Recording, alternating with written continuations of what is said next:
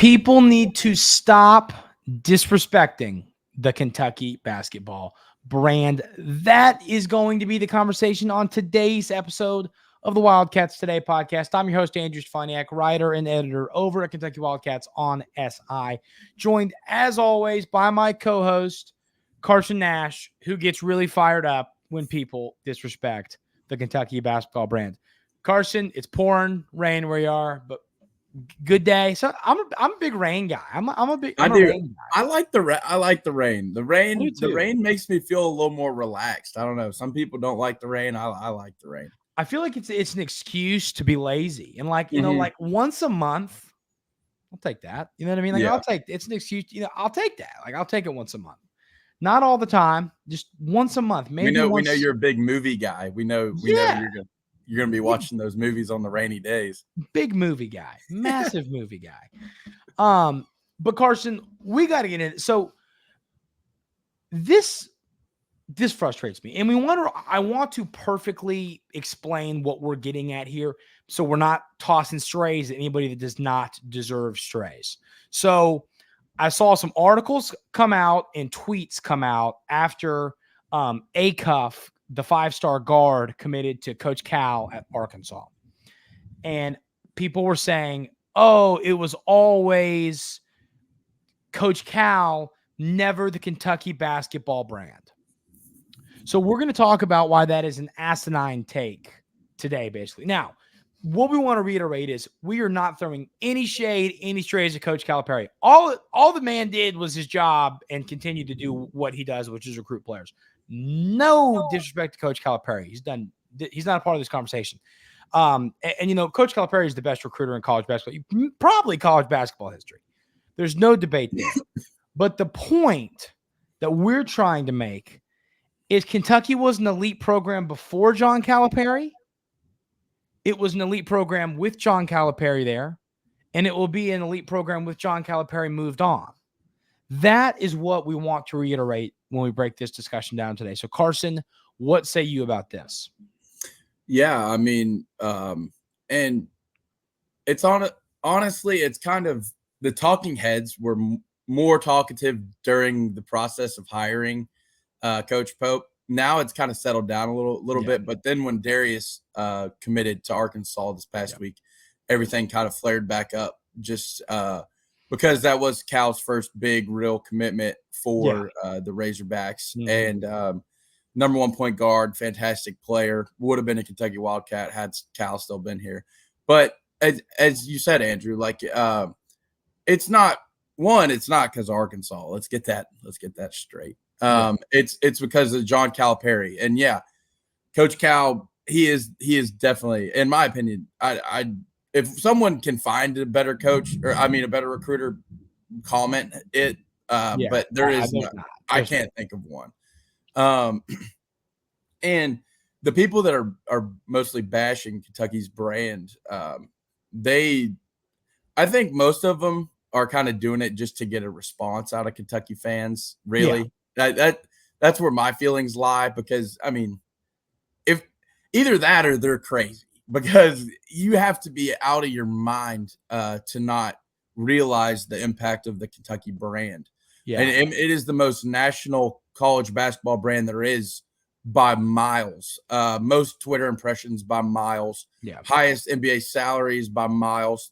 Thankful to Coach Cal as well too in that. But we had 7 national championships before Coach Cal. It's not like it's a fluke. We have the second most all time. There really is nothing other to say than this is outlandish. If you're thinking that it's a brand thing, considering the fact that I think this narrative is all going to change when Coach Pope starts recruiting at a high level. So that's where my feelings lie in this topic. How do you feel about this, Andy? Well, for me, I can already see some people commenting and saying, stop talking about Coach Cal. We don't care. And this is what I want to challenge you all to understand. That's not the point of this conversation. this conversation was not for us to get clicks. That's not what this is. We're not doing if we talk about Coach Cal, maybe we'll get that's not what we're here to do. If you're a Kentucky fan and you grew up here and this is a part of your blood, if you truly bleed blue, people, disrespecting the most historic brand in college basketball should be frustrating. And that is why we wanted to bring it up. It wasn't meant to be a ploy to talk about Coach Calipari. That's why we wanted to say positive things before we got into this, because Coach Cal didn't do anything wrong. He just was, you know what I mean? We're not tossing Tom Brady roast strays at people. And to be fair, and to be on Cal's side, right? I mean, when you think about Kentucky basketball, I know me and you, I think about Coach Cal because that was our guy. That's our coach. It's what we grew up with. Yeah, he won a national title for us, took us to super heightened success. And so, I mean, I will forever be thankful for that for Cal for doing that. I mean, for me at Arkansas, I don't know how well it's going to gel. I just don't think that it's going to go together as well as it did here, is what I'm saying. And so, like, talking about the Kentucky basketball brand, the Kentucky basketball brand, who are you still going to see playing in the Champions Classics, in the Duke's Mayo Bowl, whatever all these crazy things are called? You know what I'm talking about? It's a crazy pool. You got to shout out Will Levis at least. Yes. Oh, man, that's a little nasty. But you know what I'm talking about. Like, all of these primetime games where the Jayhawks and the Tar Heels, where they're at, the Cats are always going to be. Whoever their coach is, if it's Carson, if it's me, if it's Mark Pope, if it's LeBron James, doesn't matter. Kentucky's always going to be the brand. Guarantee you Kentucky sells out more arenas. Exactly. And that's part of it too. It's not just the brand and the titles and the players. It's the fans. That's a part of it too. There's no better college basketball fans than the Kentucky Wildcats. I think, Carson, we learned that in Atlanta this year. At when the press conference. Yeah, the press conference. We learned that in North Carolina, or against North Carolina in Atlanta. We learned that in a loss to Texas A&M in Nashville. I don't believe any other fan base, and I stand on this. I don't believe any other fan base in the country could get 30,000 people to show up for a coaching press conference. You couldn't. No way in the world. I mean, and here's the deal. This is one of those, I love throwing this at. Go debate a brick wall. There is not another fan base that would have filled Rupp Arena for a press conference. I mean, maybe the only one that I can think of, and it's not even basketball wise, it would be Alabama football. Like, is maybe the only. Okay, one. So let me. I was going to say Bryant Denny. Bryant Denny holds a lot more people than yeah. Okay, let's do this. If you held, I don't know how many Coleman Coliseum holds. You hold DeBoer's press conference at Coleman Coliseum. Do you think they sell that out? It's not as many as Kentucky. Let's just say this: Rupp Arena is Alabama's basketball court. Do they sell that out for DeBoer? No, but like this is all hypothetical too. Like, it is hypothetical. Had Texas hired Nick Saban, they'll probably sell that out. You know what I'm saying? Like, it's all hypothetical. But for Kentucky to go and hire a guy that maybe we weren't super excited about on that Thursday night, and then by Sunday have 30,000 people show up to get behind Coach Pope and lift everybody up, I mean, that's pretty freaking impressive. You know what's kind of funny? I kind of, when I was sitting down there, it was kind of cool just to be like, man, I'm from a pretty cool place. I grew up in a pretty cool area. No, yeah, it kind of gave me chills because it's seriously, like, you get to see all these people from your community just coming together for one common cause. Together for you don't get to see that a lot in the world nowadays. So it's pretty cool to experience stuff like that. And I mean, it's like at a school like Duke, how many, I'm going to ask you this. How many Duke fans do you know that went to Duke? Zero. Well, I guess here's the deal. Carson Nash, could you have gotten into Duke? What? Could you have gotten into Duke? Oh, no. Could I have gotten into Duke? No. Hell no. You know what I mean? Like, Kentucky is a good school, solid school, but that also, like, fans went there. People are from there. It's not as much there's bandwagon Kentucky fans. We're not going to act like that. But I've never met a Duke fan that's not a bandwagon Duke fan. You know what I mean? So it just, I think there's more of in this fan base, there's more of a sense of community. That's kind of what I wanted to get at by the who went, because Kentucky's even more, or at least like, are you from around Durham? Well, that also goes along with like, how there's no pro teams in Kentucky. So True, like, who else are you going to cheer for? You got the Wildcats. Yeah. That's about it. You definitely don't want to cheer for you definitely don't want to cheer for the team up north. Yeah. That lost in the and the then TBT. Spit on people when we're throwing punches at fans. Like this is, I will say this to Louisville fans. Here's the deal. I have my favorite teams have lost in some painful moments. I've had some times where I was really angry. Grow up. Don't throw punches at people. Don't spit on people. Who spits in someone's face? Yeah. What? And to the fans too. Don't. Yeah, Drew Franklin got punched in the face. If you're gonna lose, and it's also, my goodness, it was awesome. It was a TBT game, man. Come on. Yeah. Even if Kentucky's playing Louisville in the Final Four, we shouldn't have any punches being thrown. And let me get some words in here too, because there's been some Louisville fans on Twitter that are trying to like backtrack. Let's not act like you didn't hype this game up to be what it was, because all of your players that were good could only play in this game. They couldn't go to Paris. They couldn't do other great things. They have to play in this game. Yeah. Ours beat you in this game and still go do Paris. And our probably like not even like our A, B, or C team. It's like our like X team came in and it'd be like it being you. It was like us on the Catholic football team. Yeah. Like, sure. Like it's crazy. We're going in a lot of directions today, and I'm loving it. This is good.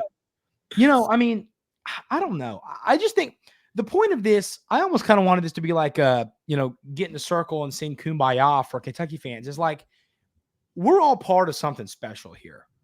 And, don't ever let anybody tell you that this is special. And you know what, actually, Carson, what's funny? The more we talk about this, the more kind of angry I'm getting about these accusations against the program. Because listen, like we grew up in this, I was born and raised in Lexington, Kentucky. And like, it does frustrate me to hear people like, this is people's livelihood in life. This is what brings people joy. People are going to work in the coal mine. I know we're taking this to a crazy deep level, but we're going to go there. Like people are working their behinds off in the coal mines and providing for the better of this entire country. And they come home and they love this basketball program with their entire life. And they know every player. They know every stat. It's just a community full of people who absolutely love basketball and love the Cats and love this state and love friends and family and everything about what basketball in Kentucky stands for. And that is why this fires me up. So don't let the people who don't have that and haven't been there take it away from you. Yeah, exactly. Arkansas, what history do they got over there? A little bit, sure. I think they've won national championship. Do they? But still, okay. They've got a little bit of history, at that. But they've got probably, if not the second most, up there in the SEC of history wise. Yeah. No, Arkansas basketball has some history. I forget their one coach. Was his last name Richardson? And he was a great coach. There's some history. I forget his name. It was one of the guys that him and Cal did not like each other, I don't think. Oh. But there's history back in the day when Cal was at UMass, is what I'm saying. There's history in Arkansas basketball. We're not saying that, but nothing. There's only a few schools that you can put in the conversation with Kentucky basketball, and that's just reality. And that's just in the conversation. So, what I'm saying is for those people that are sitting here going, we're tired of hearing you talk about Cal. We're tired of, that's not the point. We're not here to do that. I want to reiterate this one more time so that people are not, commenting that. The point is for me, like I read this and I got angry for like the pride in the program I grew up loving. It's like, that's just not true. John Calipari was great. He did a lot well. He won a national championship. He recruited well. He made Kentucky fans turn into fans of all these different NBA players. He did so much wonderful stuff during his time at Kentucky. It was time for a change. There's a change. After he's gone, this is still going to be an elite program. You're still going to turn the TV on, and who's going to be on primetime television? Kentucky. Who's going to draw the biggest crowds and everything? Kentucky. Whose games are going to be the most watched? Kentucky. At the end of the day, that's the reality with Coach Calipari in Arkansas, with Coach Calipari in Lexington. Beside the point. That's what gets me fired up about this. You got me ready to run through a freaking wall. I don't know what's going on with me because when I had the idea I wanted to break this down, I was a little even when I wrote the article about it and people were fired up about the article that did pretty well. But the whole, it frustrates me that people don't speak on something you don't understand. And the people I saw writing articles about this and tweeting about this, don't understand what they don't grasp. I feel like you have to be in it to understand it. You do. I mean, like you said, I will never forget that press conference. I'll never forget that moment. I will never forget what it felt like to be in that building. That's just something special I'll carry with me for the rest of my life. I'll tell my kids about, you know what I mean? Like it's, and I don't believe anywhere else could have done that. I don't. I tell you this, dude, every time I go on vacation, always see a Cats fan. Mm-hmm. You could be in Aruba. You're going to find somebody that's got Cats gear on. And that's what I love about us so much is we always rock our gear too. Like we're not hiding the fact that we're there. So It's always, it's just different. Yeah. Well, my grandma always, my dad's mom, is a nursing professor at UK, and she, so she always my grandpa loved to travel like the world, and she loves to tell me stories about how every time she's in another country, wherever, somewhere, she'll have on like a UK nursing whatever shirt or a UK shirt. And people will say, "Go Cats!" Oh, UK! Like it's seriously a worldwide brand. Kentucky basketball is. So, and it's something special. So what I guess my point of this, we're going to talk a little bit of recruiting nuggets before we call it a day. Have some pride in it. You know what I mean? If you're a Kentucky fan, have some pride. And I know I do. And I know we all do, but I'm saying be proud of it. Show it. You know what I mean? Be proud to be a Kentucky basketball fan because it's don't show it by spitting on somebody though. No, and show it the right way. And that's how Kentucky fans do it, in my opinion. Yeah, no, I know. Always be a good fan, man. We need like a TED talk. We need on the how, be a good fan. But I'm saying always be a good fan, treat other teams with respect, beat them on the floor. Simple as that. I think that's how you handle your business. And I think times than not, I think there's a couple fan bases that needs to go to the class of Andrew to learn. Yeah. Tennessee. Yeah. I was going to say.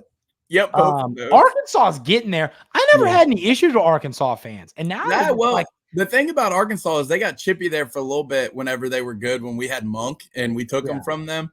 They hated us there for a little bit, but they've never been good enough to actually talk. Yeah, I mean,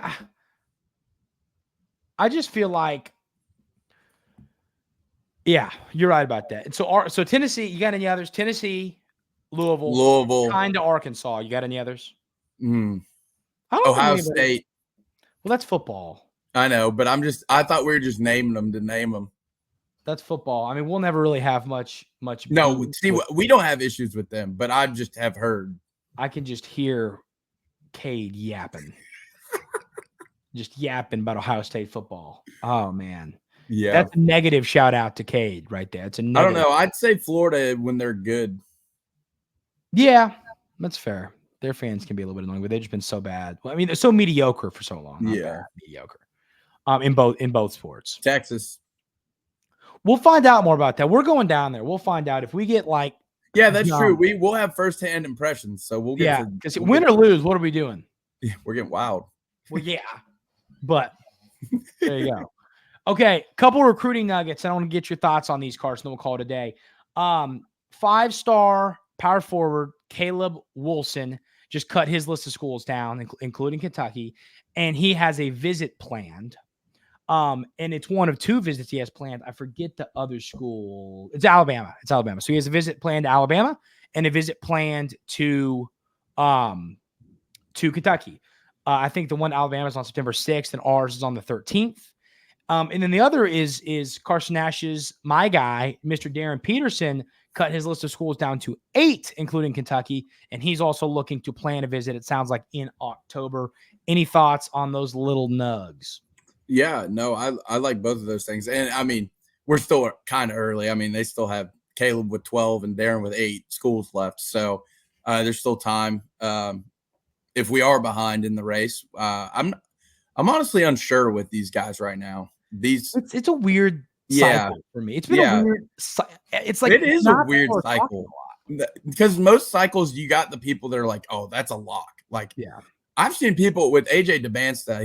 He's the number 1 player in the country, by the way. But people have been predicting him to BYU now, and it's just it's just like what that needs to be a conversation. If that needs to be a conversation, if that happens, we'll get there. I don't think that's going to happen, but yeah, no, I like both these players. I think they could both coincide with each other too. I think they could fit together. So maybe you bring him in on the same weekend visit, and maybe create some chemistry there. Yeah, get them tight.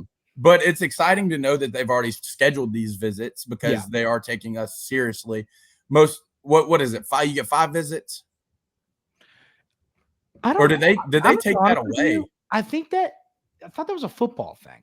Oh, I didn't know. I don't know if that's football or basketball. That was back in the day when I covered a lot, for media stuff. I covered a lot more football recruiting. Now I obviously fully pretty much do basketball recruiting because I fully am a Kentucky guy. But I'm pretty sure there's a number.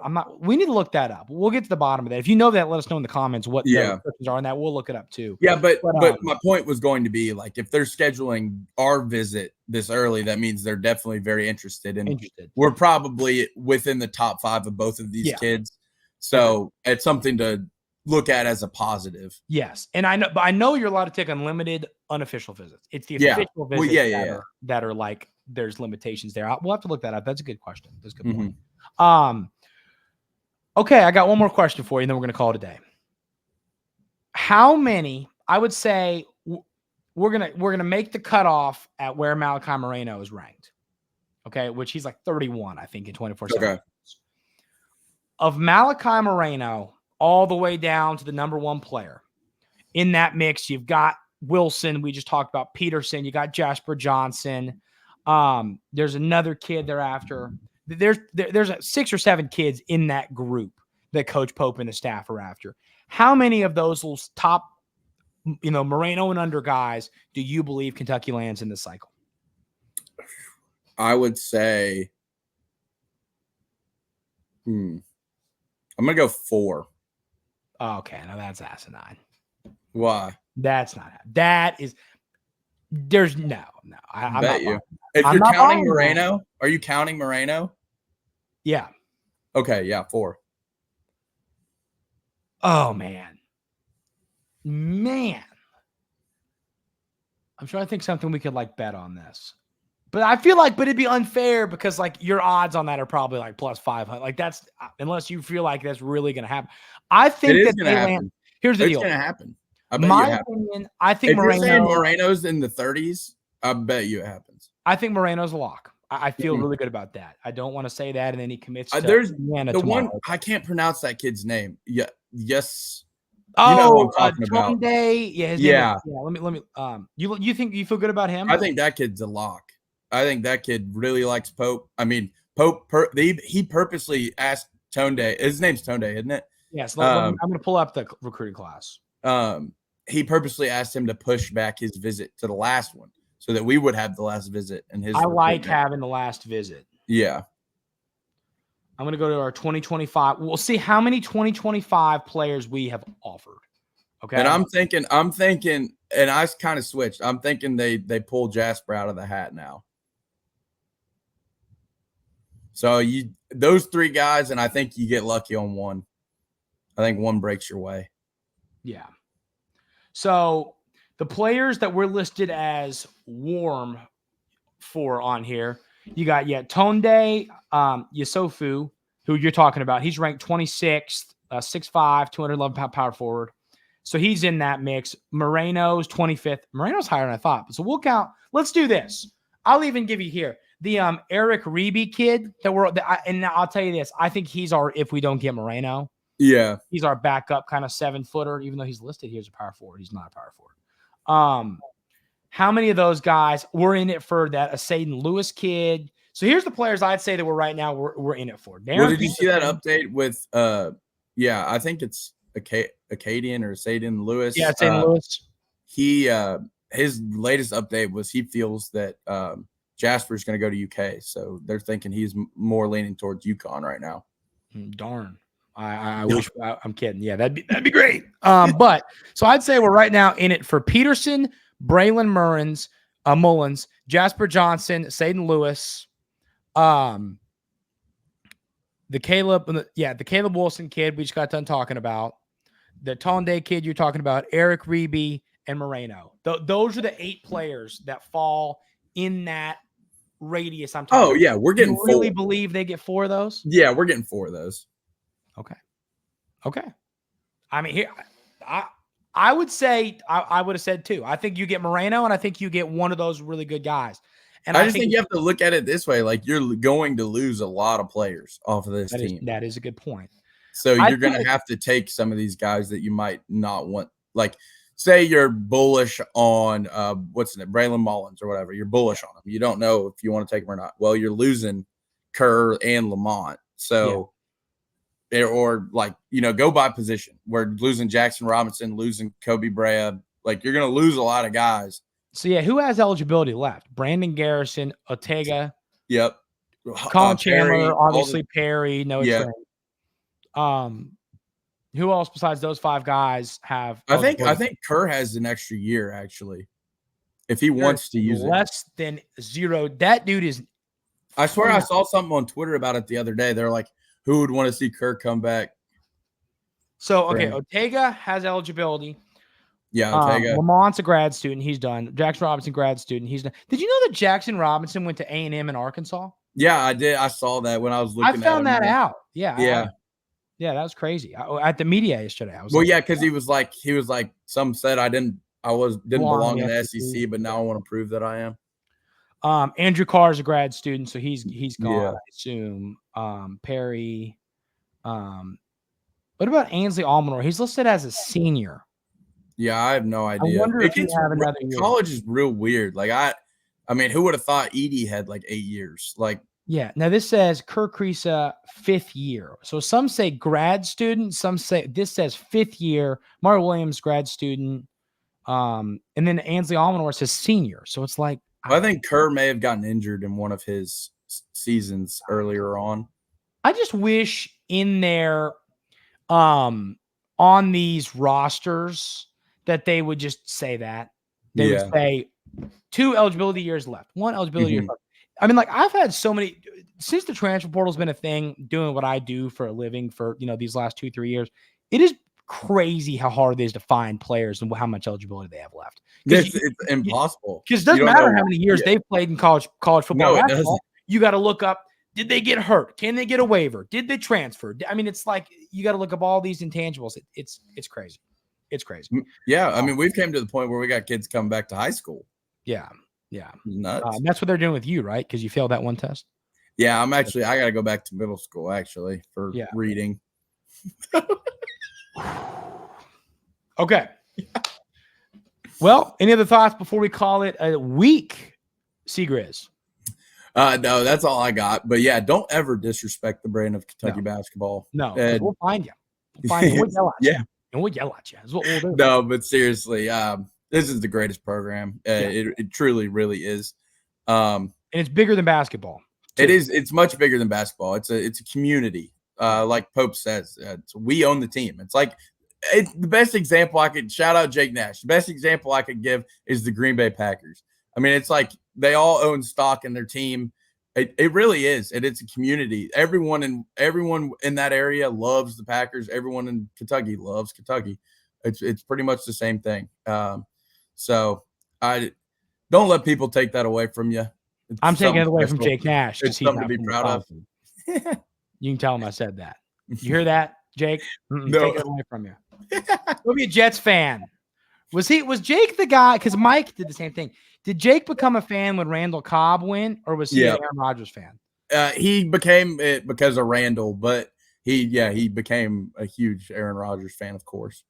I'm one of those guys. I'm like the worst type of person.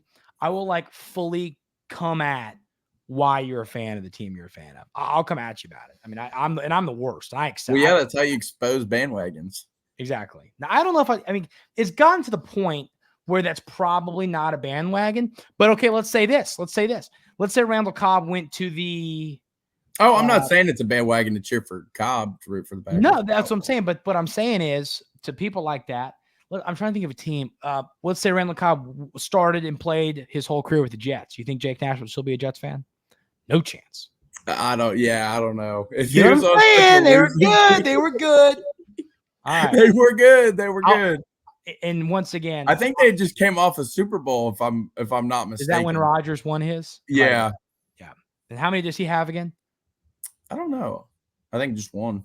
Yeah, that's right. I just want to make sure. Okay. So no more after that. Got it. All right. I'm in that kind of mood today. I'm in a come at people kind of mood today. I don't know what it is. I don't know. I was a little grumpy before we got going, and now I'm just Arkansas fans got you fired up. Seriously.